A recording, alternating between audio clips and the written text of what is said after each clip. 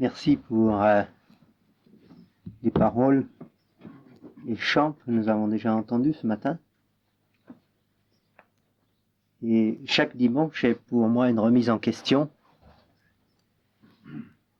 Parce que cette parole du nettoyage du temple révèle la pensée de Dieu au sujet de l'Église, puis qui est le temple du Dieu vivant. Nous avons entendu que le temple, c'est le corps, d'une part. Donc on ne peut pas faire entrer dans le temple n'importe quoi. On ne peut pas enfumer le Saint-Esprit qui est dans notre corps. On ne peut pas non plus le saouler. On ne peut pas faire des excès, quels qu'ils soient. On ne peut pas livrer les membres de ce corps à l'immoralité. Et ce qui est valable pour le particulier est aussi valable pour l'ensemble. Ce qui est valable pour moi est valable pour ma famille. Ce qui est valable pour ma famille est valable pour l'Église. Et ce qui est valable pour l'Église est valable pour la nation. Donc nous sommes appelés chacun à être un exemple pour notre pays, pour notre peuple et pour notre génération. Nous avons très peu de temps pour cela. C'est pour ça que Jésus, quand il est venu, il est tout de suite allé à l'essentiel. La première chose qu'il a faite, nous le lisons là au début de l'évangile de Jean, il a commencé par nettoyer le temple. Après avoir révélé sa gloire, lors des noces de Cana, il a changé l'eau en vin. Il est venu montrer que l'humain, c'est comme l'eau, le divin, c'est comme le vin, et seul Jésus-Christ peut changer l'humain en divin. Et c'est ma prière aussi ce matin, c'est que le Seigneur soit au milieu de nous, et qu'il change une heure de réunion en une rencontre avec le Seigneur.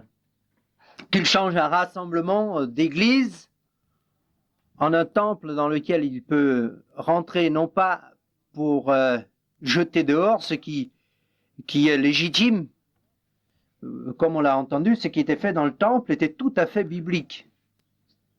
Les prêtres ne faisaient que appliquer la loi, parce que la loi disait que si quelqu'un voulait venir adorer le Seigneur, il fallait offrir un sacrifice, et pour être sûr que son sacrifice est agréé de Dieu, c'est-à-dire que son animal n'a pas de défaut corporel, qu'il n'est pas aveugle, qu'il n'est pas malade, qu'il n'est pas trop vieux, ou qu'il pourrait attirer la colère de Dieu, les prêtres ont garanti aux fidèles que s'ils venaient acheter dans le temple les animaux qui sont sans défaut, leur sacrifice serait agréé.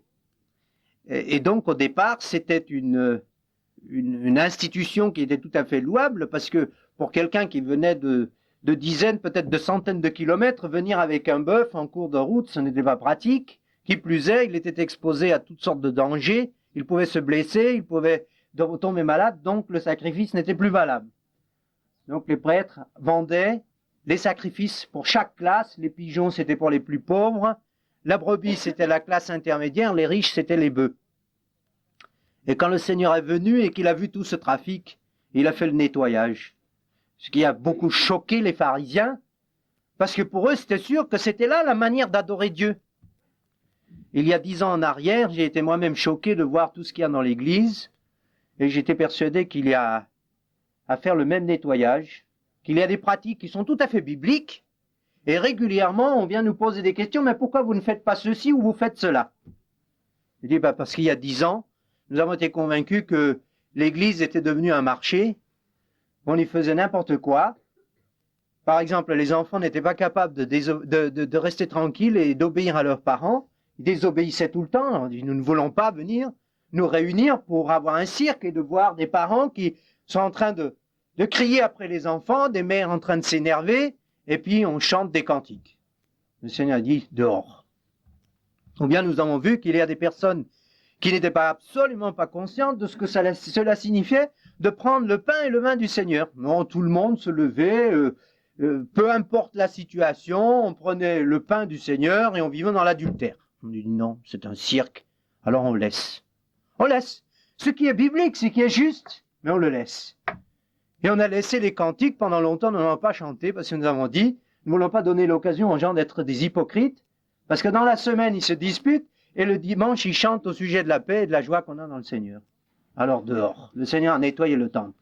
Et dit, le temple, l'église, doit être un lieu de prière.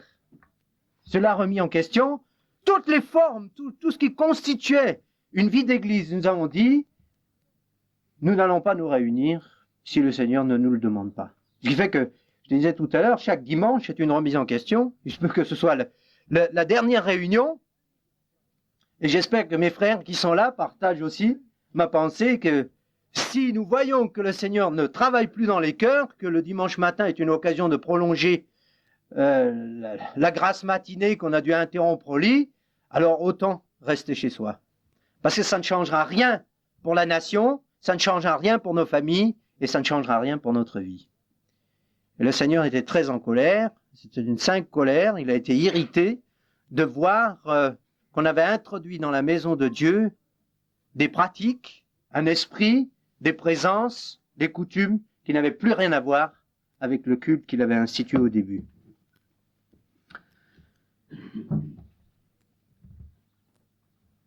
Le dimanche dernier, pour ceux qui étaient là, nous avons donné un peu un résumé de la tournée que nous avons faite avec nos frères et sœurs à travers la France, à travers aussi la Hollande et la Belgique. Et nous avons parlé un peu de la manière dont Dieu a dirigé toutes choses, comment il nous a gardés, comment il a béni la parole, quels étaient les thèmes qui étaient très souvent demandés, parce que nous vivons dans une période de remise en question des valeurs fondamentales de la foi chrétienne. Et je n'avais pas mentionné une expérience dont j'aimerais parler ce matin, à savoir que lors d'une étape dans la ville de Metz, notre frère Luc Fermont nous a invités à faire 2 visites. 2 visites à quelques heures d'intervalle. La première visite était celle de l'usine dans laquelle il travaille. Et la deuxième, c'était celle d'un fort qui a servi de point de départ pour les camps de concentration lors de la dernière guerre. Et cette journée m'a très profondément marqué à plusieurs titres et j'aimerais dire pourquoi. La première, c'est que tout, lorsqu'on ouvre les yeux, nous montre ce que Dieu veut dire à notre temps, à notre génération, à notre cœur. Par exemple, la visite de ce fort le matin ou l'après-midi, je crois que c'était en début d'après-midi, a été une occasion pour nous montrer une vision de l'enfer. Celle de l'après-midi m'a donné une vision, celle du matin m'a donné la vision de l'Église. C'est-à-dire l'aspect glorieux de la vie chrétienne et d'autre part l'esclavage, la bassesse, la barbarie de celui qui est esclave d'une puissance qui le tyrannise.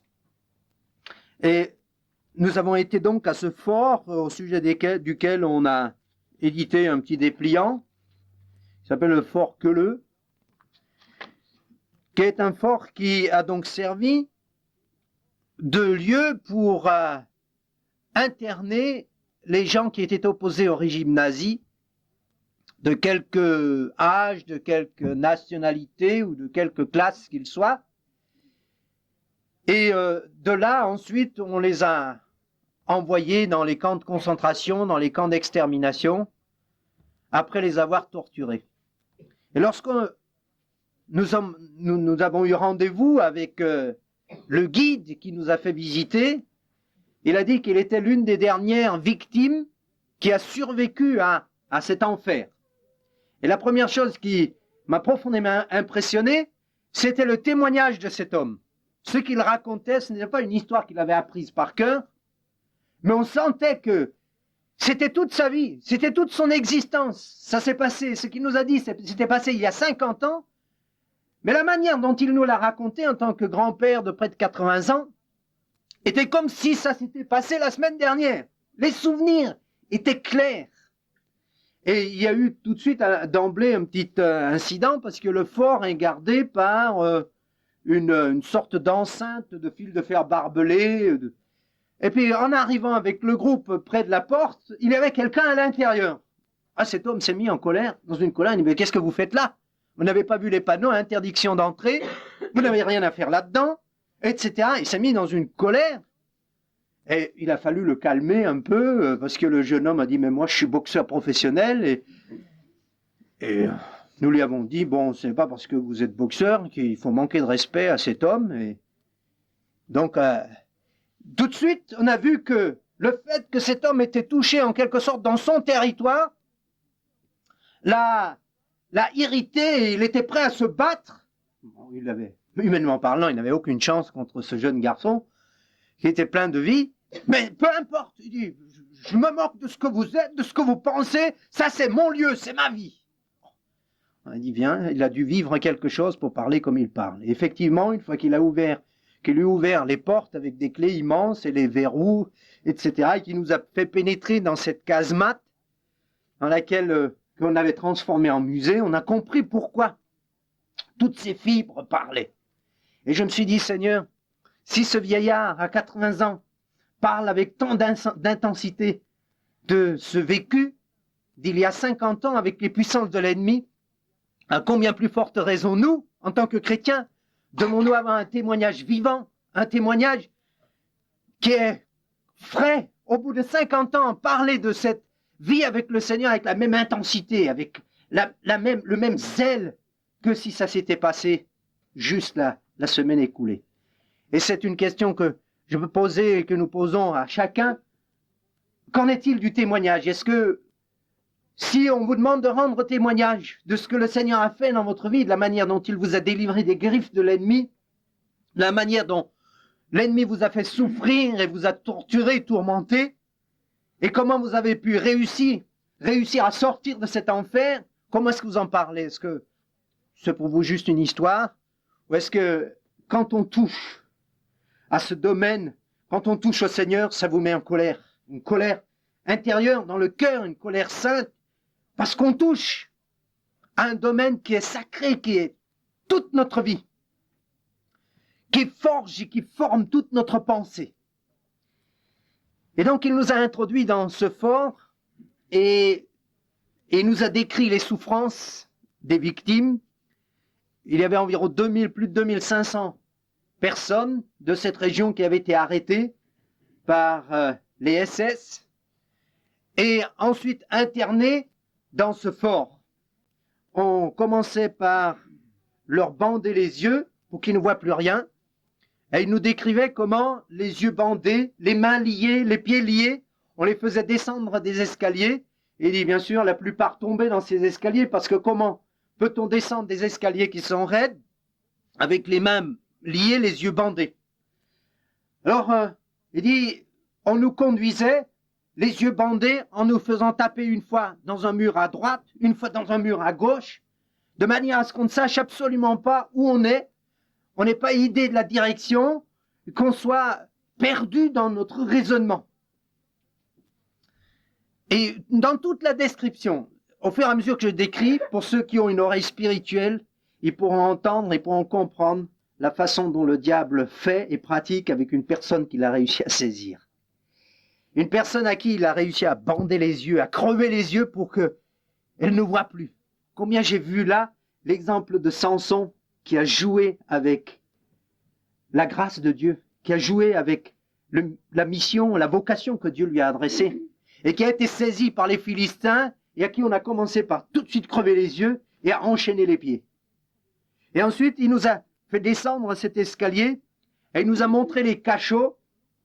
Le premier cachot, c'est le lieu où ces hommes étaient contre le mur, et ils restaient là pendant des heures, des hommes ou des femmes, sans avoir le droit de bouger, sans avoir le droit de parler, sans avoir le droit même, par exemple, de se gratter. Il nous a montré plus tard les cachots où ils étaient détenus avec sur les paillasses qui étaient surnommés les sacs à puces, parce que il dit le matelas, ce genre de matelas était rempli de puces, et avec les mains bandées, on n'avait même pas la possibilité de se gratter. Ah, il nous a décrit les interrogatoires, jour et nuit, les tortures sous différentes formes, et ensuite comment ils étaient maintenus dans des cellules ou dans des cachots, froids, humides, mangés par la vermine, avec une nourriture misérable. Il disait par exemple le café, et le linge était préparé dans... Le linge qu'on voulait laver était préparé dans les mêmes chaudrons, dans les mêmes marmites. Alors, il ne fallait pas être allergique oui, il y a à certaines choses qui vous répugnent. Des douches glacées. Bref, il nous a décrit un tableau extrêmement sombre. Par exemple, disait-il, quand le chef du camp de concentration recevait des colis, il se servait, il mangeait comme des rois et les prisonniers mouraient de faim. Lui, il faisait la grande vie, il jetait à la poubelle ou il donnait aux animaux ce qui était superflu. Et nous, prisonniers, là, nous n'avions qu'une soupe avec du rutabaga et du pain rassis ou s'il y avait du pain, une sorte de pain que je ne sais pas comment on l'appelait ce pain en français, je connais le nom allemand parce que de temps en temps il nous parlait en allemand, donnait les expressions en allemand. Pour moi, bien sûr, c'est de l'histoire, mais pour lui, c'était autre chose que de l'histoire. Et ce qui m'a frappé dans la description, après avoir vu le témoin, la passion avec laquelle il rendait témoignage de cette barbarie, c'était une idée fixe de chacun. Comment est-ce que je peux sortir de là? Fuir cet enfer. Comment est-ce que je peux m'évader? Et ça, c'est un des points qui m'a frappé. Seigneur, est-ce que nous avons ce désir de sortir de cette vie d'enfer que l'ennemi qui nous a fait prisonniers du péché nous fait vivre en nous torturant, en nous enlevant la nourriture, en nous enlevant la liberté, plus de communication avec l'extérieur. Tu ne sais plus où tu es. Tu ne sais plus ce qui est devant, derrière, en haut, en bas. Lorsqu'on décrit les malédictions dans Deutéronome 28, il dit, si tu ne mets pas ma parole en pratique, si tu n'écoutes pas ma voix, voilà ce qui va se passer pour toi. Tu vas être emmené captif. Ton cœur sera saisi d'angoisse, de tremblement. Tu diras, oh, puisse le soir être là. Et le soir, puisse le matin être là. Tes ennemis vont faire de toi ce qu'ils veulent. Tu seras malade. Tu seras frappé de toutes sortes de fléaux, de fièvres, etc. Il y a toute une description. Mais si tu reviens à l'Éternel, voilà la bénédiction. La bénédiction va te toucher. J'ai dit, Seigneur, fais-moi grâce, que je ne sois pas, comme je l'ai mentionné tout à l'heure, comme ce Samson qui a joué avec ce que Dieu lui a confié. Et qui finalement, à cause de l'amour du péché, a vendu la bénédiction que le Seigneur avait pour lui. Et comment est-ce qu'il a fini? Il a fini enchaîné, tournant en rond au fond d'un cachot, travaillant pour les Philistins, de temps en temps les amusant. Oh, que notre Église ne devienne pas un cirque qui amuse le monde, avec lequel le diable peut s'amuser. Mais que notre désir soit de fuir de cette captivité qu'est le péché, de cet esclavage, de s'évader. Et non seulement de s'évader, parce que tous ceux, les quelques-uns, il y en a eu 4 qui ont réussi à s'évader sur 2500 environ, alors que plus de 500 sont morts. Ces 4, ils se sont immédiatement joints à un mouvement de résistance. Ils ont dit, oh non, mais ça ne suffit pas simplement de fuir cet enfer, mais il faut que je m'associe à ceux qui luttent contre ces puissances, qui veulent exterminer cette force qui rend les gens esclaves. Et ils ont donc non seulement créé un mouvement de résistance, mais ils ont établi après un mémorial sur place. Ils ont établi un souvenir, une flamme qui rappelle l'ardeur, qui rappelle l'engagement, qui rappelle les sacrifices de ceux qui ont vécu dans cet enfer. Et là, on pense à Paul qui dit « Sauvez-vous de cette génération perverse et corrompue. » Sauvez-vous. Mais ce n'est pas le tout d'être sauvé. Je ne suis pas sauvé simplement pour dire, me voilà sorti maintenant, je suis hors d'affaires, mais je sors pour me joindre à un mouvement de résistance. Au prix de ma vie, au risque de ma vie. Ils savaient très bien que s'ils étaient pris, là, il n'y avait plus de cadeaux, il n'y avait plus de possibilités. Et il en a ainsi. Pour nous chrétiens, la parole de Dieu nous le dit dans Hébreux 6, il est impossible que ceux qui ont une fois goûté à la parole de Dieu, qui ont goûté à la puissance de Dieu, qui ont goûté au salut, s'ils retournent, s'ils sont repris, qu'ils soient encore amenés à la repentance. Pierre dit même qu'il aurait mieux valu qu'ils ne connaissent pas le Seigneur Jésus que d'avoir connu et d'être retournés, se vautrer dans la boue comme le cochon qui a été lavé, ou comme le chien qui va remanger ce qu'il a vomi. Si nous sommes sauvés, parce que le Seigneur nous a sauvés, c'est que nous avons dû comprendre ce que c'est que le salut. Si nous sommes sauvés, ce n'est pas simplement de dire, je suis sauvé, et puis maintenant je m'installe, mais c'est de me joindre à ce mouvement de résistance. C'est de me joindre à ces quelques personnes qui ont dit, non, nous n'allons pas accepter, nous n'allons pas subir, nous allons résister. Nous allons nous lever contre l'ennemi, jusqu'à ce qu'il soit vaincu, au prix de notre vie, au prix de notre sang. Il y a 40, 50 ans, 60 ans, c'était le nazisme. Aujourd'hui, le nom a changé, il prend d'autres termes, d'autres contenus. Il ne s'appelle plus nazisme, il s'appelle par exemple pornographie. La pornographie est là, partout. Et elle rend les gens esclaves. Elle les oblige à regarder, elle les oblige à pratiquer, elle les oblige à se livrer avec leur être entier. C'est la pornographie, si c'était neutre, si ça ne touchait pas notre cœur, on ne l'utiliserait pas comme arme révolutionnaire. La nouvelle arme, le communisme peut disparaître, la pornographie est une arme bien plus puissante que le marxisme. Et on l'a fait pénétrer jusque dans l'intimité des foyers. On a cette télévision dans notre chambre à coucher. Comme ça, on peut tout de suite mettre en pratique ce qu'on vient de voir. On a les cours sur place. Est-ce que je suis là dans cet esclavage et je suis obligé de pratiquer ces choses? Je ne peux pas m'en passer. L'impureté, l'obsession me prend jour et nuit, me prend mon énergie, me prend ma mémoire, me prend ma famille, me prend ma bénédiction, me prend mon amour, me prend mon temps, me prend mon argent, me prend tout. Voilà, 6 prisonniers. Casemate A, fort numéro temps, canal temps. Où est-ce que j'ai dit, Seigneur, par ta grâce, je veux m'évader de ce camp de concentration. Je veux m'évader de cet enfer. Si j'arrive à sortir, Seigneur, par ta grâce, non seulement je veux m'évader, mais je veux me joindre à un mouvement de résistance. Je vais résister au péché jusqu'au sang, quel qu'en soit le prix. Et ils ne sont pas nombreux. On a dit 4 sur 2500. Ça rappelle étrangement le pourcentage des hommes qui ont été avec Gédéon et qui ont dit, nous ne voulons pas continuer à subir les Madianites. Nous ne voulons pas continuer à subir leur dictature. Nous voulons nous lever. Et il dit qu'ils étaient comme un seul homme autour de Gédéon. À tel point qu'ils ont pu dire, épée pour l'Éternel et pour Gédéon.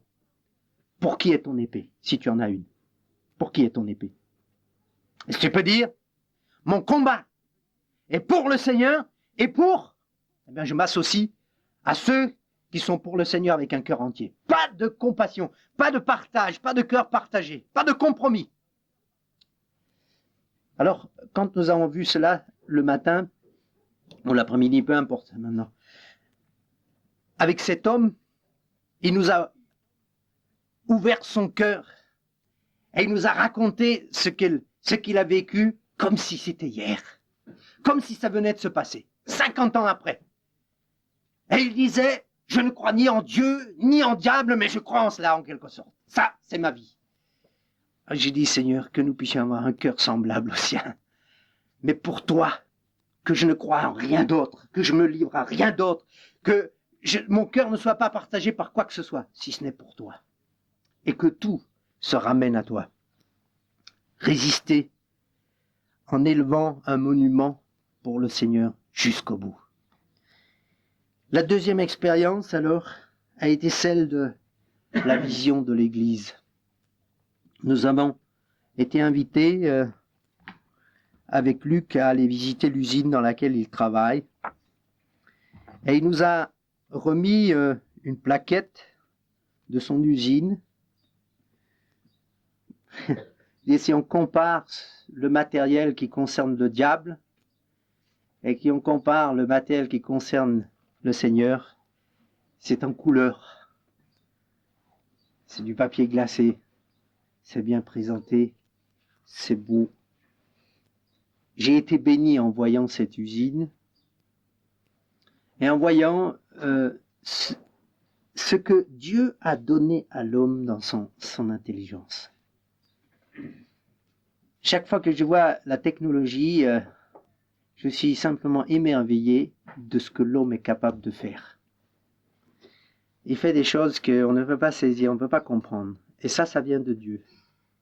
Mais malheur lorsque le diable peut l'utiliser. Là, ça nous montre, il y a une image qui nous montre la barbarie, la méchanceté du cœur de l'homme contre l'homme. L'esclavage, on dit plus jamais ça, plus jamais ça. Et puis, on nous montre ici la technologie de ce que l'homme est capable de faire. Pour moi, c'est une image qui révèle l'Église. Parce que il y a un ensemble de facteurs qui vont dans une même direction avec un seul but. Je reviendrai là-dessus tout à l'heure, la perfection. La perfection. En toute chose, on voit qu'on veut approcher le parfait. Bien sûr, on peut dire, mais le parfait n'est pas de ce monde. Bien, alors si le parfait n'est pas de ce monde, alors laissons tout courir. Non. Lorsque nous sommes arrivés là, pour voir la fabrication d'un seul produit, à savoir les boîtes de vitesse. Or, la boîte de vitesse dans une voiture est quand même un élément très complexe. Une fois qu'on ouvre et qu'on voit tous ces rouages qui vont dans tous les sens, pas dans n'importe quel sens, mais dans différents sens, vous savez, c'est formidable quand on voit comment tout cela est fabriqué. Et j'aimerais, à ce sujet, en le comparant à l'Église de Jésus-Christ, parler de 3 points. Le premier, c'est l'usinage des pièces. Le deuxième, c'est leur montage. Et la troisième, c'est la gestion avec le contrôle final. Alors, peut-être que pour certains, ce que je vais dire va devenir un peu technique, mais comme on n'a pas que des gens du primaire parmi nous, on va parler un peu secondaire et peut-être universitaire pour certains. Lorsque nous sommes rentrés là, nous avons donc été accueillis par Luc et tout de suite, contrôle. Est-ce que vous avez une carte? Est-ce que vous pouvez, qui c'est que vous voulez voir? Alors on avait reçu une carte de visite, pas celle-là bien sûr, une carte de visite, et on a dit, viens là, on vient au nom d'un tel pour un tel. Bon alors, contrôle, et j'ai dit, Seigneur, est-ce qu'on exerce ce contrôle dans l'église? Ou est-ce que chacun rentre et sort comme ça lui plaît? On se préoccupe pas de savoir qui est là, qui vient voir et qui vient pas voir. Non, non. Il y a un contrôle. Et après vérification, on dit bien, vous rendez à tel bâtiment, à tel étage, et vous trouverez la personne. Et pour chaque personne qui rentrait et sortait, toujours contrôle. Ça se passe dans la ruche. Dans les ruches, il y a des abeilles qui sont là uniquement comme sentinelles. Et pour ceux qui ont vu La Cité des abeilles, le film, vous savez que eh bien, si une guêpe se présente ou une abeille d'une autre ruche qui vient chercher du miel, malheur. L'usine est contrôlée. Et si ça se passe dans le monde, pourquoi est-ce que ça ne se passe pas dans l'Église?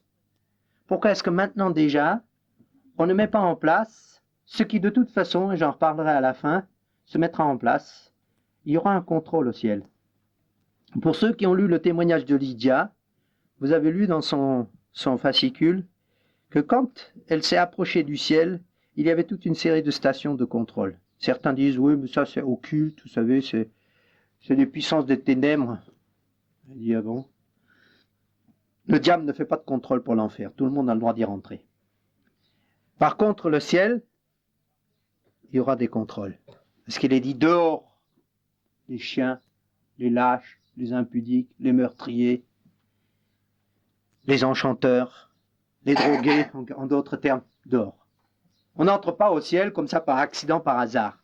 Non, n'entre au ciel que ceux qui ont purifié leur cœur dans le sang de l'agneau. C'est marqué ainsi et ça restera ainsi. Je vous renvoie aussi au Voyage du pèlerin. Si vous ne l'avez pas lu, ce grand classique de John Bunyan. Et le Voyage du pèlerin nous montre aussi les différentes étapes, les différents contrôles où le pèlerin doit passer pour être délivré du fardeau de son péché, pour être revêtu de son armure, pour recevoir les instructions, pour aller de victoire en victoire, jusqu'à ce que finalement il arrive à la porte du ciel. Même pour prendre l'avion, il y a des contrôles. On contrôle vos bagages, on contrôle même votre sac à main, on contrôle votre billet, on contrôle votre identité, votre passeport, etc. On ne peut pas rentrer simplement comme ça dans l'avion.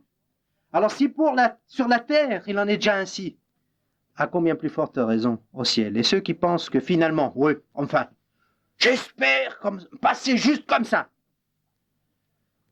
ils se trompent. C'est comme si je disais, je vais aller à Polytechnique, comme ça, ils me prendront bien, j'ai pas l'air méchant quand même. Quand on voit tous les contrôles systématiques qu'il y a pour entrer dans une grande école, il y en a qui disent non, il faut enlever tous ces contrôles. Mais moi, je vais vous dire, je voudrais pas être opéré de l'appendicite par un mécano. Parce que il faut quand même que quelqu'un qui a une responsabilité soit formé en conséquence. Alors c'est ce premier point, contrôle. Et on ne l'a pas seulement vu au début, on l'a vu tout au long, continuellement. Les personnes sont contrôlées, les produits sont contrôlés, les horaires sont contrôlés, tout est contrôlé. Et ça va contre notre nature. Nous n'aimons pas être contrôlés. Au malheur à nous, si nous voulons nous joindre à une église où il n'y a pas de contrôle, où chacun peut faire ce qui lui plaît. L'apôtre Paul n'était pas de cette essence, et Jésus-Christ encore beaucoup moins.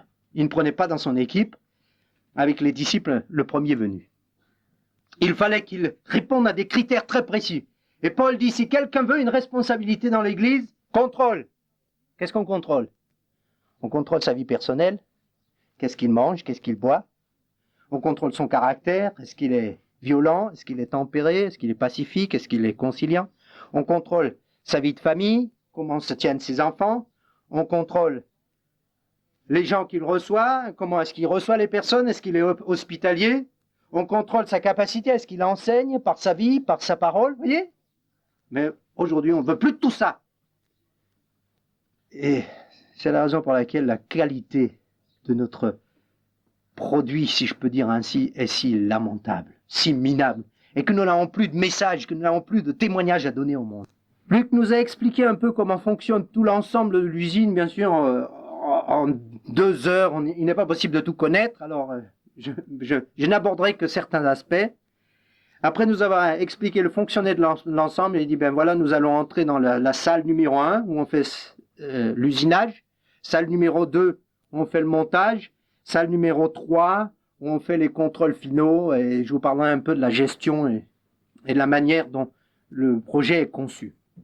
Alors tout de suite, quand nous sommes rentrés dans la salle numéro 1, l'usinage des pièces, on a vu des pièces brutes qui arrivaient dans des caisses, on se demandait ce que ça pouvait bien donner, c'était simplement peut-être un cercle, ou c'était une boule, ou c'était une forme qui vous donnait une vague idée de ce que ça pouvait être, mais tel quel, on ne pouvait absolument rien en faire. Donc, première chose, usinage. Et on a vu les machines, les broches par exemple, pour faire d'un anneau une roue dentée précise, presque au micron.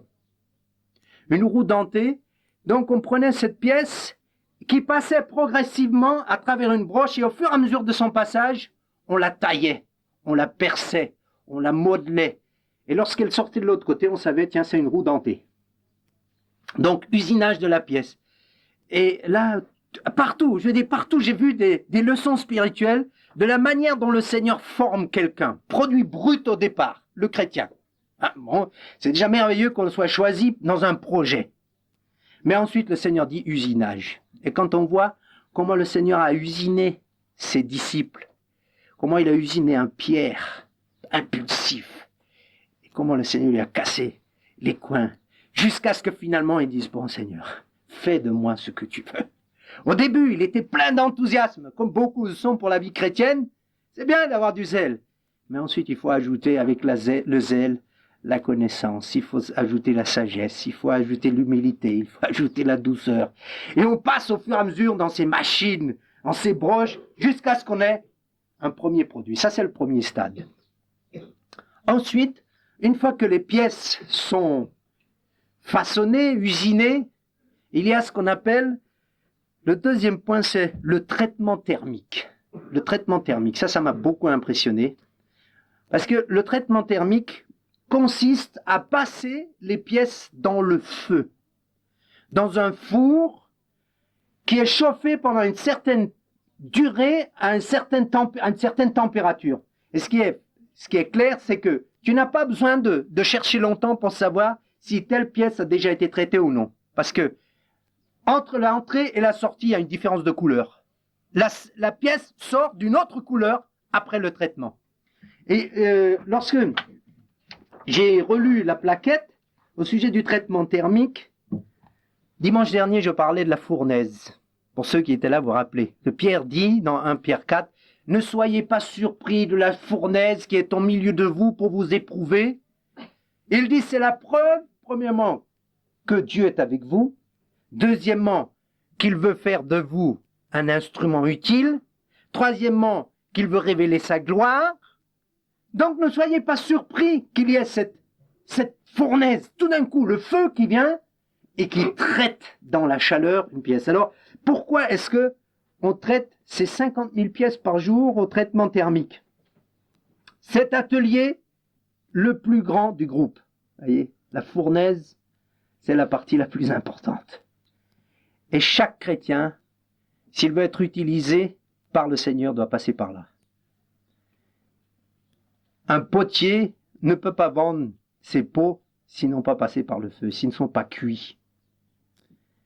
Parce que sinon, ils sont peut-être secs, ils sont peut-être d'une certaine dureté, mais quand on y verse de l'eau dans le pot, l'eau passe à travers et puis au bout d'un certain temps, il s'écroule. Parce qu'il va passer par le feu. Frères et sœurs, ne soyez pas étonnés que vous passiez par le feu. Vous passez par le feu parce que vous voulez résister au péché. Vous passez par le feu parce que vous n'acceptez pas les compromis. Il y a quelque temps, un frère qui avait une très bonne place dans une entreprise a refusé de participer à des sorties en boîte de nuit avec les cocktails, avec les petites amies, parce que maintenant dans le commerce, dans les affaires, on ajoute une jeune fille, ça fait partie du programme. Dans le passé, c'était juste des repas, maintenant c'est le lit avec. Et puis, accompagné. Et ce jeune homme a dit non. Il a dit à son patron, vous pouvez me demander n'importe quoi, je suis prêt à faire des heures supplémentaires, je suis prêt à payer le prix. Mais ça, non. Traitement thermique, jeté dehors. On l'a mis dehors parce qu'il refusait le compromis. On l'a mis à la porte parce qu'il a dit, moi, j'ai une famille, je veux protéger ma famille. Et ça, c'est une menace pour ma famille. On l'a mis dehors parce qu'il ne correspondait pas au profil. Voyez. Et donc, il a été mis dans cette fournaise, la fournaise du revenu, la fournaise des dettes dans lesquelles il était engagé, etc. Et on peut que demander au Seigneur que ceux qui passent par cette fournaise, comme les 3 amis de Daniel, ils ont passé par la fournaise. Daniel a passé par la fournaise. C'est le plus important de notre vie. On ne pourra pas avoir une vie sans épreuves. Croyants ou pas croyants, on les aura. Pourvu qu'on les ait à cause du Seigneur. Parce que le Seigneur a promis qu'il soit avec nous. Et il est dit, dans ce texte, le but du traitement thermique est d'endurcir la surface fonctionnelle de la pièce sur une profondeur de 0,25 à 0,60 mm, tout en évitant que le cœur devienne fragile. Ah, ça m'a béni. Le traitement thermique, c'est de durcir la face et de protéger le cœur. Si vous lisez la vie des prophètes, il est dit d'Ézéchiel, je rendrai ton front dur comme le diamant, pour que tu l'opposes à cette face de rebelle. À Isaïe, il dit, je rendrai ton visage semblable à un caillou. À Jérémie, il est dit, je ferai de toi un mur d'airain. Vous voyez, traitement thermique de la face, pour que le cœur ne devienne pas fragile. Et quand on voit ces hommes, extérieurement, ils étaient sans compromis, durs, mais avec un cœur qui pleurait. Regardez Jérémie, comment il pourrait pleurer? Il pleurait sur le peuple, il pleurait sur les siens. Mais quand il parlait, Dieu dit, je veux que ma parole soit dans ta bouche comme du feu. Consume-les. Que ce feu les consume. Mais quand il était seul, quand on entrait dans l'intimité de cet homme, on voyait que son cœur était sensible, que son cœur était plein d'amour, plein de compassion. Et on le retrouve chez Ésaïe, on le retrouve chez Jérémie, chez tous ces prophètes. Voyez, traitement à l'extérieur pour que on puisse résister, il dit aussi, la surface, entre guillemets, enrichie après 30 est dure et résistante à l'usure. C'est qu'on s'use pas. Hein, on ne dit pas, oh, maintenant il y en a assez. Avec ce christianisme, avec ce Jésus-Christ. Maudit Dieu et meurt, disait la femme de Job. Et Job, au milieu de la fournaise, a dit, tu parles comme une folle. Tu parles comme les insensés. C'est le traitement de Dieu. Parce que Dieu a un plan. Et Job, en tout cela, ne pécha pas. Et quand on voit son cœur à Job, quand on voit son cri, quand on voit ses pleurs, quand on voit ses souffrances, on voit que Job n'était pas insensible. Mais à l'extérieur, il dit, non, je ne céderai pas. La température du traitement thermique est de 865 degrés. Et sa durée de 3 heures. À la fin du traitement thermique, les pièces sont grenaillées, c'est-à-dire qu'elles sont bombardées de petites billes métalliques pour en ôter les particules détachables. N'est-ce pas merveilleux? Que après le traitement thermique, il faut enlever les bavures, il faut enlever tout ce qui ne peut pas tenir, tout ce qui peut empêcher que la boîte ne fonctionne correctement. Bombardée. Si les hommes font cela pour un morceau de métal, pourquoi sommes-nous étonnés que Dieu fasse cela pour des serviteurs, des servantes qui doivent se tenir devant lui pour le temps et pour l'éternité? C'est pourquoi Pierre dit, ne soyez donc pas surpris de la fournaise qui vient au milieu de vous pour vous éprouver. Après que les pièces aient été usinées, elles sont mises sur une chaîne de montage. Alors, c'est très intéressant parce que le robot, tout est monté par robot. Il y a pratiquement pas la place des mains dans tout cela. Ce sont des machines qui choisissent les pièces en fonction de leur place et en fonction de leur rôle. Tout démarre sur une luge. Je vais vous montrer pour ce qu'on appelle une luge, c'est-à-dire c'est une sorte de palette sur laquelle on pose le premier arbre, l'arbre principal autour duquel tout va tourner, tout va se monter une pièce après l'autre. Et ces luges sont sur un tapis roulant, une bande qui avance au fur et à mesure, et les robots qui peuvent avoir plusieurs fonctions montent les pièces au fur et à mesure. Et ce qui m'a frappé là-dedans, vous pourrez consulter le document tout à l'heure si vous voulez, c'est que chacune de ces luges a une mémoire, ce qu'ils appellent une mémoire embarquée. Il y a sur la luge un petit boîtier, presque invisible, si nous ne l'avons pas montré, on ne l'aurait pas vu, dans lequel on trouve tout le programme du début à la fin. Et au fur et à mesure des stations, il y a un lecteur électronique qui dit, voilà le genre de boîte que nous sommes en train de fabriquer. Et il communique l'information au robot qui va chercher la pièce correspondante dans le stock et qui va la monter. Et puis une fois que la pièce est montée, la luge continue. Et à la station suivante, le boîtier va de nouveau donner le renseignement au robot suivant. Il va dire, ben voilà, maintenant c'est cet arbre, maintenant c'est cette rondelle, maintenant c'est ceci. Jusqu'à ce qu'à un moment donné, maintenant on arrive à ce qu'ils appellent le mariage. Le mariage. Oh, j'ai dit, Seigneur, vraiment, je ne comprends pas que les hommes ne soient si bouchés. Le mariage, nous expliquer, ce sont deux pièces, ce qu'on appelle le couple, c'est le couple de la boîte. Le mariage est associé par deux pièces dont l'une est chauffée et l'autre est froide, en quelque sorte. La première est chauffée pour qu'elle se dilate, et ensuite le robot prend la deuxième et force la première dans la deuxième avec une colle. Et il est dit, dans toutes les boîtes qui ont été faites, à ce jour, ils n'ont pas connaissance qu'une seule fois, ce mariage est divorcé. Pas une fois. Il dit, ce couple, c'est sur ce couple que va être transmis toute la force, tout le mouvement, toute la sollicitation pour progresser dans une voiture. C'est juste ces deux pièces qui sont mariées l'une à l'autre par cette colle. Vous savez que dans la Bible, il est dit, là où il est dit, l'homme quittera son père et sa mère et s'attachera à sa femme. Le mot attaché à sa femme, c'est le mot qui a donné en français le mot coller. Il collera à sa femme. Et en mécanique, on colle des pièces pour qu'elles durent à vie. Une boîte de vitesse avec un couple ne peut pas fonctionner si au bout d'un certain temps, le couple se décolle. J'ai dit, Seigneur, quelle merveilleuse illustration que tu nous montres par la mécanique des hommes. La première chose que j'ai vue là-dedans, c'est le cerveau qui me rappelle un passage dans Corinthiens. Non, pas dans Corinthiens, d'abord dans Éphésiens, où l'apôtre Paul dit aux Éphésiens, professant la vérité dans l'amour, nous devons croître à tous égards à celui qui est le chef, Christ. Le mariage de la vérité de l'amour.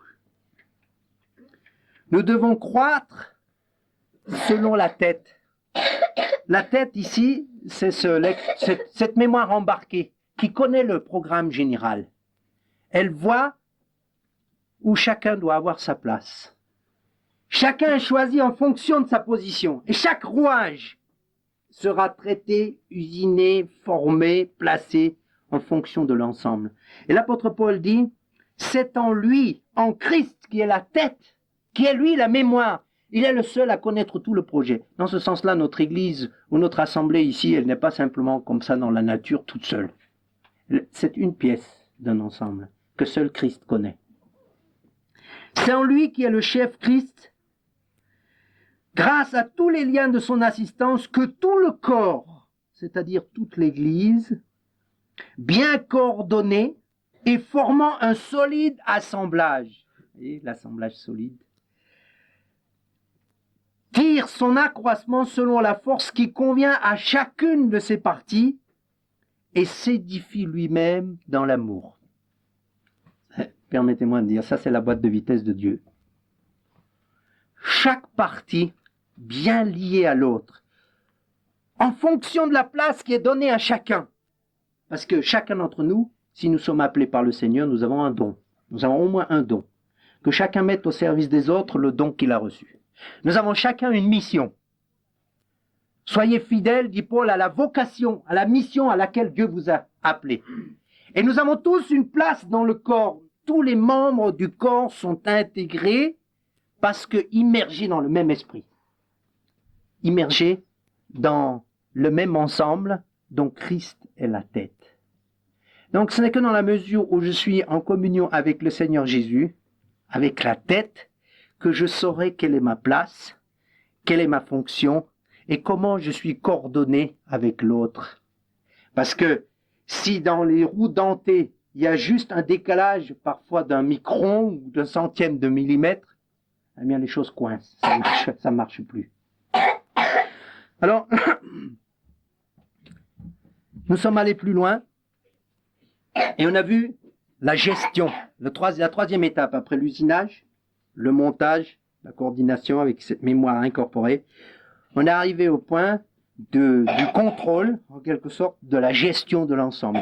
Et ce qui m'a frappé là, c'est qu'il est dit objectif fixé je ne sais pas si je vais le retrouver ici dans le texte, mais je l'ai noté. 0 panne, 0 défaut, 0 accident. Voilà, ça c'est l'objectif, ça c'est le but. On vise l'idéal. Pas de panne, pas de défaut, pas d'accident. Et dans la page 12, la brochure qu'on m'a donnée, ils disent faire bien du premier coup dépend d'abord d'un état d'esprit lié à la volonté déterminée d'y parvenir. Je ne veux pas blasphémer, mais évangile selon Mesborny, chapitre tant, verset tant, c'est ce qu'on pourrait dire. C'est une parole d'évangile. Que des hommes, pourquoi, pour un tas de ferrailles, disent notre but c'est de faire bien du premier coup. Et cela dépend d'un état d'esprit. Voyez, est-ce que je veux faire bien ou pas? Ceux qui disent, voilà, soyez parfaits comme votre Père céleste est parfait. Impossible. Qu'est-ce que vous voulez? Je veux dire, fabriquons français, comme disent les Allemands, frères allemands. Bon, ça s'assemble, ça flotte, ça a un peu d'air, ça frottera pas, ça chauffera pas. Voilà. C'est un peu, je peux pas le traduire en français. En allemand, ça sonne très bien et ça rend la mentalité de certaines personnes. Bon, que ce soit dans le monde, nous avons des divergences de mentalité, on comprend. Mais qu'on applique cela à la vie chrétienne en disant, oh, ça ira bien, on s'arrangera, ça comme ça s'assemble, ça frotte pas, ça chauffe pas, il n'y a pas de recherche de qualité. Ici, ils disent non, la recherche de la qualité pour faire bien dépend d'un état d'esprit. L'état d'esprit, est-ce que tu veux? Et cet état d'esprit qui recherchait le parfait était chez l'apôtre Paul. Paul dit, je n'ai pas atteint la perfection, mais je cours, mais je m'engage, je fais tout ce que je peux pour saisir le prix de la vocation céleste. Jésus lui-même disait, soyez parfaits. Et il a recherché lui aussi, bien qu'il fût fils, par l'obéissance et la souffrance, il a recherché d'être en tout temps agréable à Dieu. Alors comment est-ce qu'on peut arriver à cet objectif qui est meilleure qualité, meilleure fiabilité, meilleure connaissance, en d'autres termes, atteindre le niveau maximum? Comment on arrive? Parce que ce n'est pas le tout de dire, bon, il faut monter sur ce niveau et ne pas donner l'échelle pour y parvenir.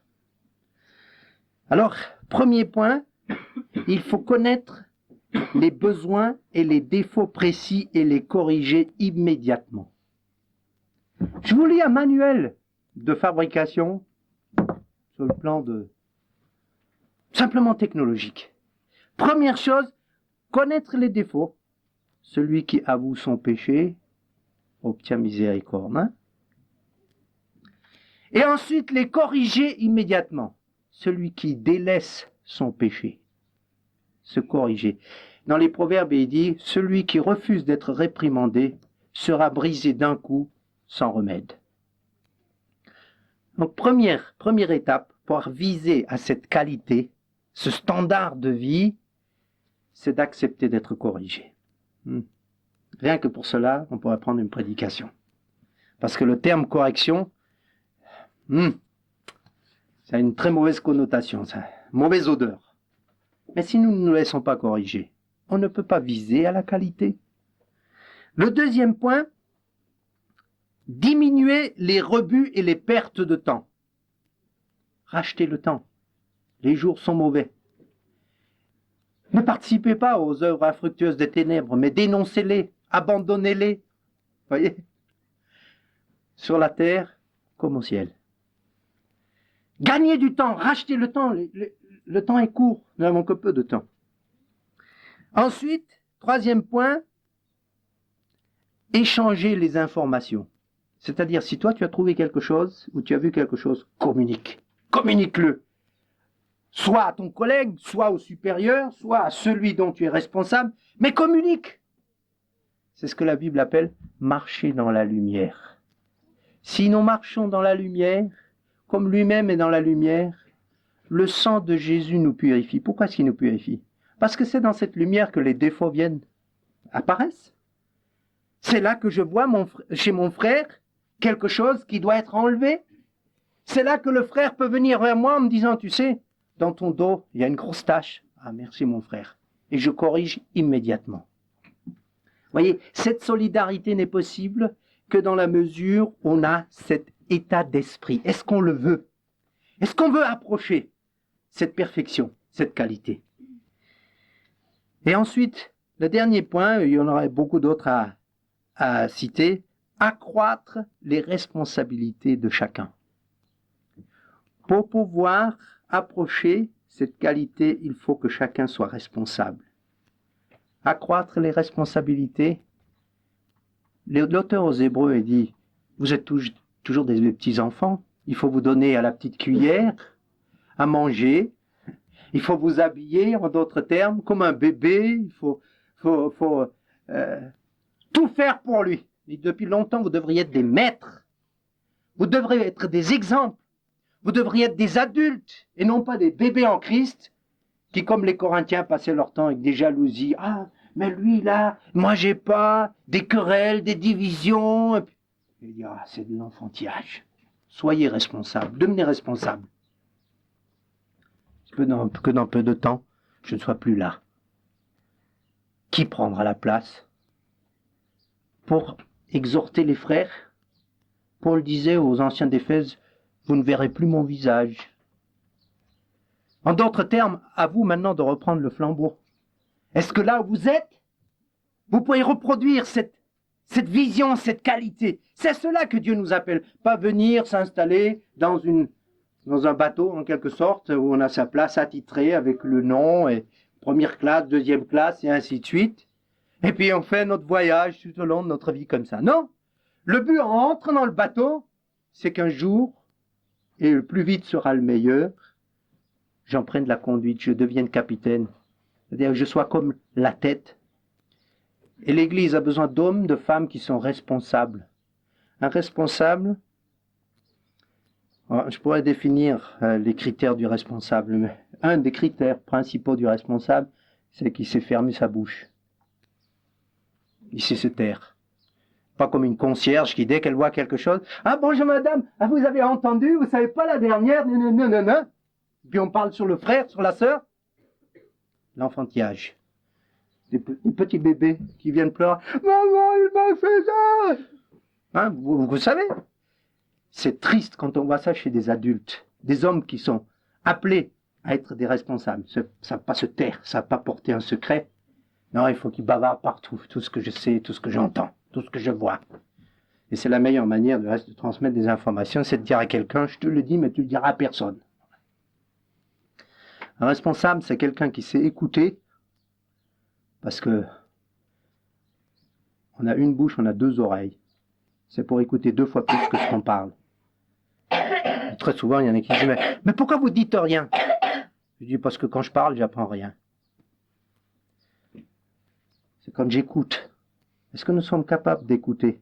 Est-ce qu'en tant que parents, on peut écouter les enfants? Ou dès que l'enfant vient, oh, tais-toi, tu m'énerves! On va dire, Seigneur, je vais m'asseoir avec lui, et je vais prendre du temps. Ça ne veut pas dire que je vais être esclave de ses caprices. Je saurais aussi lui dire, que maintenant ça ne va pas, rappelle-moi ou reviens plus tard. Tout aussi faux est de toujours le renvoyer à plus tard en disant non mais je peux pas. Non, donne-lui, si tu peux lui donner 5 minutes, donne-lui les 5 minutes. Il vaut mieux un tien que 2, tu l'auras comme on dit. Se taire, écouter. Et puis ensuite, aller vers Dieu. Un responsable, c'est quelqu'un qui sait prier, quand il voit quelque chose, quand il entend un problème, un défaut, un péché, etc., il va vers Dieu. C'est là l'accès permanent. Approchons-nous donc de lui pour être secourus dans notre besoin au bon moment. Donc quand j'entends chez mes enfants, chez mon mari, chez ma femme, chez ma belle-mère, chez mon grand-père, je vais vers le Seigneur. Je dis, tu vois Seigneur, ça c'est mon problème. Je ne sais pas comment faire, etc. Je vais vers Dieu. Et si je n'arrive pas à trouver la solution, à voir clair, à me décharger, je dis Seigneur, est-ce qu'il y a quelque part un homme ou une femme avec qui je peux partager ce fardeau, mais qui est étanche, pas une gazette, mais qui est étanche, dans ce sens que si je lui confie, c'est comme si je le confiais à une tombe, c'est-à-dire que ça ne sortira pas de là. Ça, c'est des responsables. Et dans l'usine, ici, ils disent, on ne peut arriver à cette qualité que si on a un état d'esprit et qu'on a des hommes et des femmes qui sont responsabilisés, qui deviennent responsables, c'est-à-dire des personnes sur lesquelles on peut compter, fiables. Au fond, vous savez, pour tout le travail, pour toute la mission, ce n'est pas le nombre qui est nécessaire. Ce qui est nécessaire, c'est des hommes, des femmes, sur lesquels on peut compter sans leur demander. On n'est pas tout le temps derrière elle, en disant, s'il te plaît, si tu pourrais me faire ceci, et puis prendre des gants, en disant, mais si je lui présente comme ça, on fait de la gymnastique diplomatique. Non, on peut compter sur la personne, elle est là. Elle assume son poste. Le balai, pas de problème. Il est passé régulièrement. L'église, il n'y a pas besoin de faire des listes, qui c'est qui balaye la salle, qui c'est qui range ceci, qui fait cela. Non. Quelqu'un a ça sur le cœur. Et quand on vient, le balai a été passé, les chaises sont rangées. Les carnets de chansons à la place. Des détails, des petites choses. Mais on peut compter sur la personne parce qu'elle le reçoit de la part de Dieu. Elle le fait parce que le Seigneur lui montre, non pas parce qu'il y a quelqu'un derrière avec un aiguillon, comme on pousse les bœufs pour qu'ils avancent. Mais c'est par amour pour le Seigneur, responsable. Assumer sa place, être fidèle. Dimanche dernier, quand nous étions dans la salle, j'ai pensé à une parole du proverbe. Il dit, une personne sur laquelle tu ne peux pas compter, c'est comme une chaise dont le pied casse quand tu t'assieds dessus. Et j'en ai fait l'expérience. Je voulais m'asseoir sur une chaise pour avoir un entretien avec quelqu'un. Et cette chaise, wouah! Et je suis parti les quatre fers en l'air, comme on dit, au milieu de la salle, tout le monde a ri. Et moi avec, j'ai dit merci Seigneur, parce que je ne me suis pas cassé les reins, parce que parfois c'est dangereux de s'asseoir sur une chaise qui s'écroule. Mais tout de suite j'ai pensé, voilà l'image même du chrétien sur lequel on ne peut pas compter. Il est là, il fait partie des bancs, des chaises, oui, comme les autres, tu vois pas la différence. Mais assieds-toi dessus. Il y a des surprises. Tu peux bénir Dieu si tu ne te casses pas les reins à l'arrivée. Il en est ainsi aussi d'une femme qui n'est pas fidèle à son mari. Elle dit, elle est comme la carie des eaux. Elle est comme un pied de chaise vermoulu. Le mari veut compter sur elle, et puis, tac, elle casse. Elle s'en va, ou elle répond, elle contredit, elle discute, etc. Ces gens-là, le Seigneur ne peut pas les utiliser. Que Dieu nous donne des caractères trempés, des caractères qui sont fermes, des caractères qui sont fiables. Il faut un personnel motivé et, disent-ils, apte à se laisser former. Je termine avec le test final. Lorsque nous avons fini le tour de l'usine, nous sommes arrivés à un endroit, c'est un long couloir avec des gens assis, des hommes assis, avec juste une manette. C'était un levier de vitesse. Et il disait que chaque boîte de vitesse, quand elle arrive à la fin, est passée sur un banc d'essai. Je ne sais pas si le banc d'essai est là-dessus. Voilà. Elles sont là. C'est joli, c'est très beau à voir. Et chaque pièce va monter sur un banc. Ils sont plusieurs. Et ils ont un tableau de bord avec une multitude. Enfin, j'étais étonné de voir le nombre de choses qui ont marqué dessus. Quel est le bruit en première, deuxième, troisième, quatrième marche arrière? Quel est le frottement? Quelle est la souplesse? Quel est ceci, cela? Tout. Et alors, ils sont là, ils sentent cela dans le bras, dans l'oreille. On voit tout de suite si ça marche pas. Test final. Alors, chaque boîte arrive sur un banc d'essai. On remplit la boîte avec l'huile, les produits nécessaires, et en avant. On lance première, deuxième, troisième. Freiner, marche arrière. Maltraiter. On maltraite en quelque sorte cette pièce pour voir est-ce qu'elle résiste. Et s'il y a un défaut, on appuie sur un bouton. La mémoire enregistre, dans telle boîte, il y a tel défaut. Ça frotte encore. Il y a du bruit. Et il n'y a pas le rendement. Elle est lente, etc., etc. Il dit, il y a 3 pour 1000 de rebut. 3 pour 1000. Et le but, c'est d'avoir 0 pour 1000. Je trouve déjà 3 pour 1000, c'est pas beaucoup. Hein. 3 pour 1000. Et hop, et alors on enlève cette boîte et elle repart, case départ.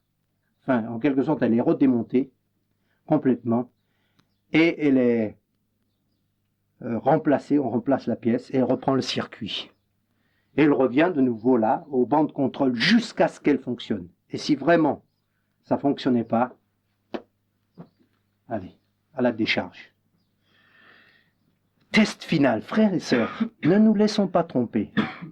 Il y a un test final pour chacun de nous, croyant ou non croyant. Je crois à la Bible, je crois que ce que la Bible dit vrai. Si nous n'avons plus cela, alors dimanche matin, allons ramasser des champignons au lieu de venir s'amuser à jouer à l'église. Mais là, il est dit, nous devons tous comparaître devant le tribunal de Christ pour être jugés selon le bien ou le mal que nous avons fait dans notre corps. Point. Ça, c'est pour les chrétiens. Nous devons tous comparaître à l'examen final. Test final. Donc, je dois passer devant ce trône, devant cet examen, et on va examiner. Et je n'ai pas de peine qu'un des examens sera le monde de mes pensées. Comment est-ce que tu as pensé? Pas seulement les paroles, mais aussi, qu'est-ce que tu as pensé? Quelles sont tes réactions? Quels sont tes sentiments? Est-ce qu'elles fonctionnent avec Christ? Est-ce qu'elles fonctionnent avec l'Église? Est-ce que tu peux vivre en harmonie avec tes frères et sœurs? Ou est-ce que ça frotte? Est-ce que ça fait du bruit? Est-ce que ça coince? Est-ce que le couple, est-ce qu'il colle? Ou est-ce que ça commence à tourner dans le vide, en sens inverse? Là, le but, c'est que ça ne se décolle plus jamais. Avec la grâce de Dieu, c'est possible. Seulement avec la grâce de Dieu. Test final, test des yeux, test des oreilles, test de la langue, test du cœur. Celui qui sonde le cœur et les reins, c'est-à-dire jusqu'au fond de la conscience. Ça, c'est pour les chrétiens. Selon ce que nous allons connaître comme résultat, nous serons placés. Et il dit à l'un 10 villes, à l'autre 5 villes, à l'autre 2 villes. À l'un une couronne de gloire, à l'autre une couronne de justice, à l'autre une couronne de vie, à certains les 3, parce qu'il est question de plusieurs couronnes. Désormais la couronne de justice m'est réservée, ou de la vie, je ne me rappelle plus maintenant, dans Timothée, ainsi qu'à ceux qui auront aimé le Seigneur. Ça, c'est le premier test. Deuxième test, pour les non-croyants. Et je vis un grand trône blanc, et je vis tous les morts devant lui, les grands, les petits, la terre, les morts de la terre, la mer rendit ses morts. Et il y eut le jugement final. Il est là. Il est réservé à tout homme de mourir une fois, après vient le test. C'est la même chose que le jugement. Et je me suis dit, Seigneur, si pour une boîte de vitesse, il y a tant de conditions, il y a tant de traitements, il y a tant de soins, et il y a tant de contrôles, à combien plus forte raison ma vie, si je veux être utile, entre les mains du Seigneur. Il dit que nous ayons la grâce, que le Seigneur nous fasse la grâce de rester dans son usine. Chacun à sa place. Il y a ici une image merveilleuse de l'Église parce que ce cercle a des pièces qui correspondent pour chaque type de boîte. Et le robot qui travaille ici veut dire, dans la mémoire principale, dans cette mémoire embarquée, on a besoin de telle pièce. Et le robot va la choisir. J'ai besoin d'apôtres, dit le Seigneur. Où sont les apôtres parmi nous? J'ai besoin d'apôtres. On est en train de travailler pour la mission, extension. Qui est-ce que je vais prendre? Est-ce qu'on est là? Que le Seigneur puisse venir et dire, hop, là un apôtre. Et je l'intègre dans l'Église. Le Seigneur a donné à l'Église les apôtres, les prophètes. Ah, les prophètes. Où il y a des prophètes? J'ai reçu cette semaine une lettre de quelqu'un qui me disait, est-ce que tu peux m'envoyer une documentation sur le ministère des prophètes? Pas le tout d'envoyer des livres sur les prophètes, mais est-ce que le Seigneur peut nous utiliser comme porte-parole, choisi et éprouvé, confirmé de Dieu?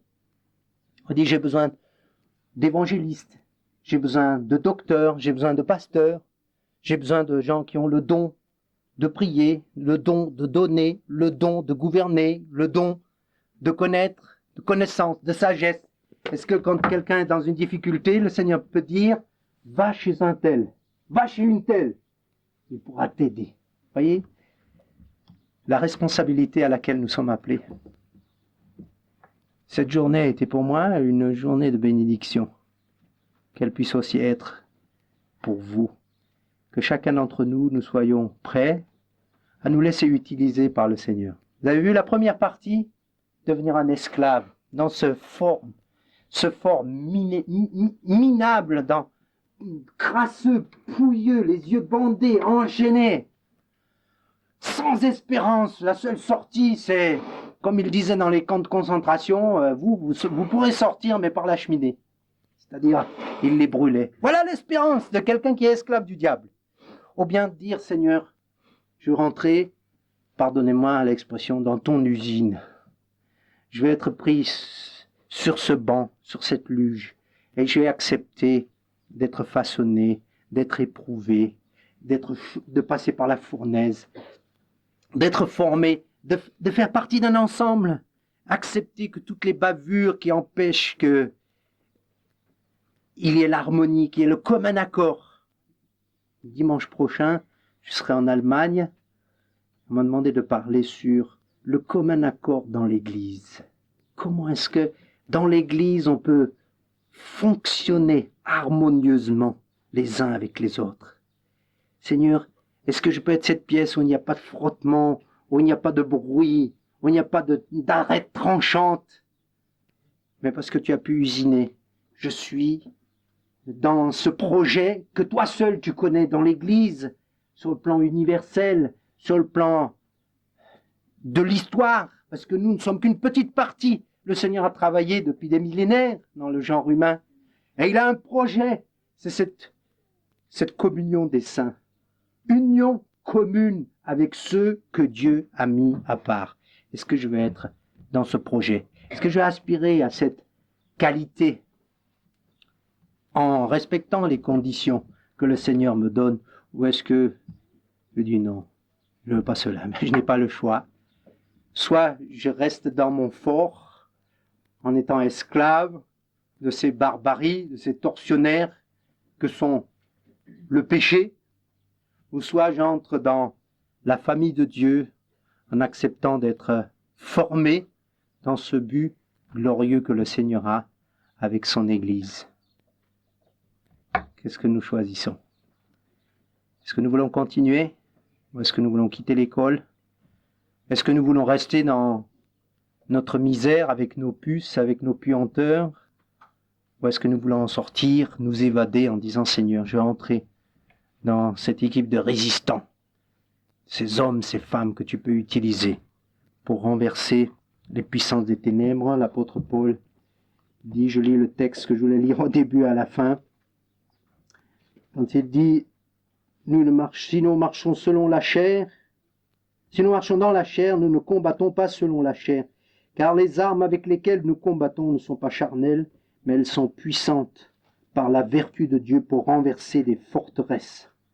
Nous renversons les raisonnements et toute hauteur qui s'élève contre la connaissance de Dieu, et nous amenons toute pensée captive à l'obéissance de Christ. Nous sommes prêts aussi à punir toute désobéissance lorsque votre obéissance sera complète. D'une part, renverser les forteresses du diable, et d'autre part, une obéissance complète, aussi dans les pensées, toute pensée captive à l'obéissance de Jésus-Christ, pour arriver à ce qui est complet, à ce qui est parfait, à ce qui peut glorifier le Seigneur. Nous voulons prier.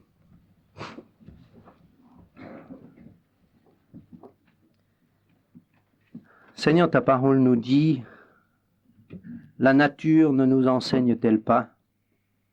Et c'est vrai que on peut dire, le monde ne nous enseigne-t-il pas? L'histoire ne nous enseigne-t-elle pas? Les hommes dans leur technologie ne nous enseignent-elles pas? Les machines ne nous enseignent-elles pas? Partout nous voyons l'enseignement. de ce que tu as comme projet en nous plaçant dans ce monde. Seigneur, fais-nous grâce, que nous ne devenions pas des victimes que le diable peut lier, à qui il peut fermer les yeux, qu'il peut rendre esclave, comme une mouche, un moustique dans une toile d'araignée qui finalement sera mangée. Mais que nous acceptions d'entrer dans ton plan, dans ton école, dans ton usine. Nous acceptions les traitements. Nous acceptions le projet que tu as pour nous, la place que tu veux nous donner, la fonction. Que nous acceptions les corrections et que nous acceptions aussi l'usage de l'ensemble, la vision de l'ensemble. Merci Seigneur pour cet enseignement que tu nous as donné. Affermis nos cœurs en toi, afin que tu puisses accomplir tout ce que tu as prévu en nous plaçant dans ce monde, afin qu'en arrivant en fin de course, nous puissions dire comme tu l'as dit toi-même, tout est accompli. J'ai achevé l'œuvre que tu m'as donné de faire. J'ai achevé la course, j'ai combattu le bon combat, j'ai gardé la foi. Désormais, la couronne m'est réservée. Ô Seigneur Dieu, que nous ayons cette vision de la fin.